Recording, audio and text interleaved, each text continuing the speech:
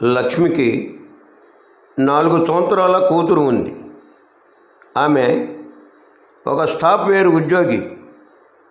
లక్ష్మి చాలా డబ్బున్న వారి ఇంట పెరిగి దేనికి లోటు లేకుండా ఉండేది.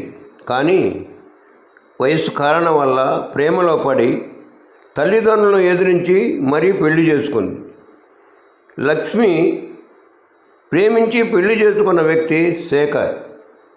లక్ష్మీ శేఖర్ వేరే కులం కావడంతో ఇష్టం లేని తల్లిదండ్రులకి ఇష్టం లేకపోయినా వారిని ఎదిరించి పెళ్లి చేసుకున్నారు. శేఖర్కి లక్ష్మి అంటే ప్రాణం. లక్ష్మికి శేఖర్ అంటే పిచ్చి ప్రేమ. ఇద్దరూ చదువు అవటంతో ఉద్యోగం చేస్తూ కొత్త కాపురం మొదలుపెట్టారు. చుట్టుపక్కల వారికి ఆదర్శ భార్యాభర్తలు, యువతకి ఆదర్శ ప్రేమదంట. ఆఫీసులో మంచి సహా ఉద్యోగులు, సంఘంలో మంచి గౌరవస్తులు, ఇద్దరు ఎంతో ప్రేమగా ఉండేవారు. కానీ ఇది వక్రించి ఒక యాక్సిడెంట్లో శేఖర్ చనిపోయాడు. లక్ష్మి కూడా చనిపోదాం అనుకుంది.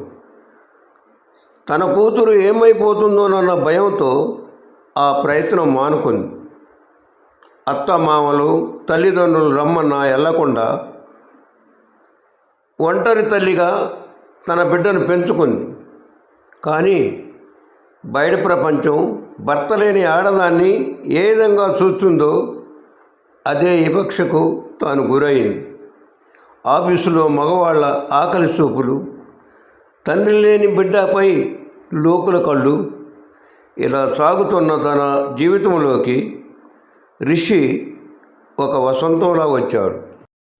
రిషి ఈ మధ్య లక్ష్మి ఆఫీసులో కొత్తగా జాయిన్ అయ్యాడు. లక్ష్మి వాళ్ళ టీంలోకి వచ్చిన కొత్తలోనే అందరితో చక్కగా కలిసిపోయేవాడు. అందరితో ఎలా ఉన్నా లక్ష్మితో కొంచెం వేరుగా ఉండేవాడు. ఒక ఆడదాన్ని తనను మోసం చేసే వాడిని కనుక్కోలేదేమో కానీ తనని ఆరాధించే వారిని త్వరగా తెలుసుకోగలడు.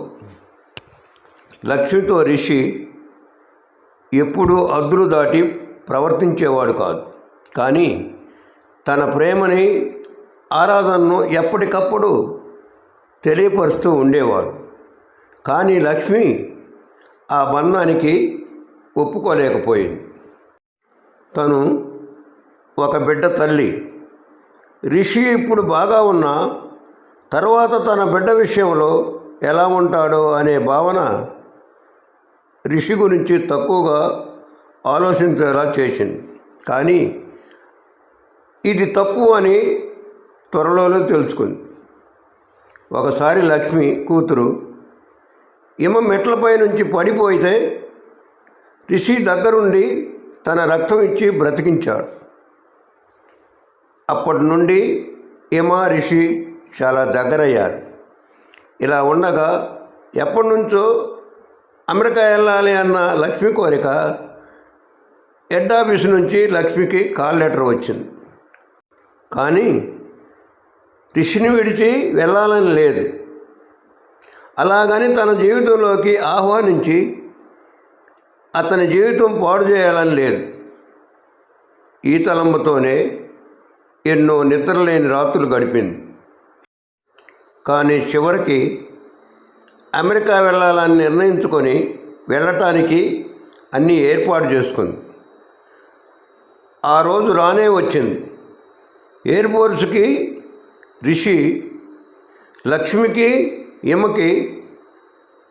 ఫ్రెండ్స్ ఆఫ్ ఇవ్వటానికి వచ్చాడు.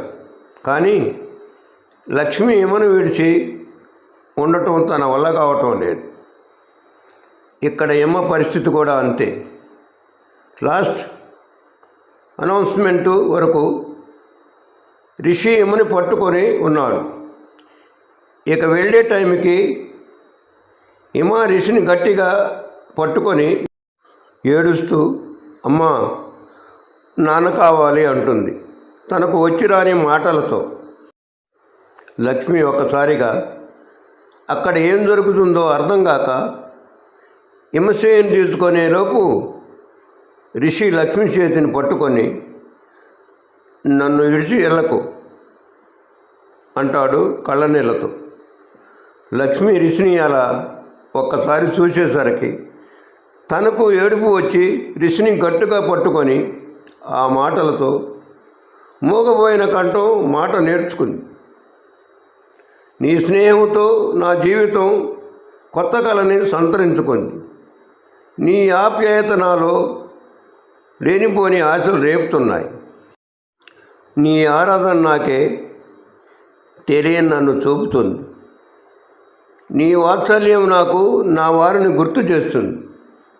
నీకు నాపై గల జాగ్రత్త నన్ను చూసి నడవమని చెబుతుంది. నీ ఆత్మీయత నాకే నన్ను చూసి ఈర్చగలిగేలా చేస్తుంది. నీ ప్రేమ నన్ను నీలో కలపమని చెప్తుంది. ఇవన్నీ భావనలకు కారణం ప్రేమైతే నేను నిన్ను ప్రేమిస్తున్నా అంటూ రిషిని గట్టిగా హగ్ చేసుకుంది లక్ష్మి. ఇద్దరు ఒకటై హాయిగా జీవిస్తున్నారు.